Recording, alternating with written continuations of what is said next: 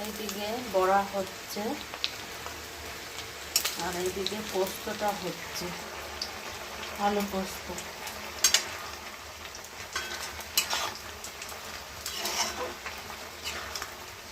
একটু হবে,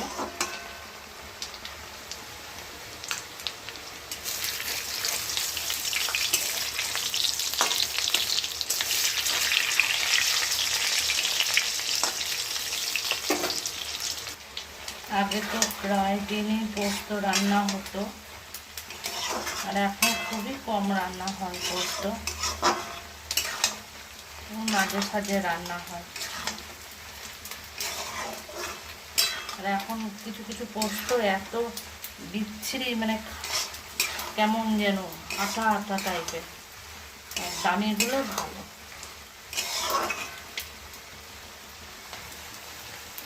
এই রান্না করলে কোনো বোঝাই যায় না যে পোস্ত নাকি।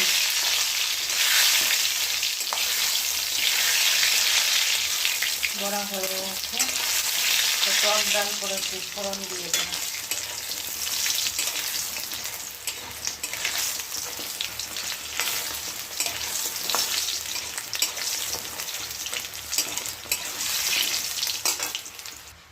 টক ডাল করেছি, পোস্তটা হয়ে গেছে, এবার নামিয়ে নেব। ডালটা হয়ে গেছে, এবার নামিয়ে নেব। পোস্তটাও হয়ে গেছে। দুপুরে কী কী রান্না হয়েছে দেখায়। সাদা ভাত গরম গরম, আর কলমি শাক ভেজেছি, আলুর বড়া করেছি, টক ডাল করেছি, অল্প করে, আর আলু পোস্ত করেছি। এই হলো আজ দুপুরের মেনু। সবাই ভালো থেকো।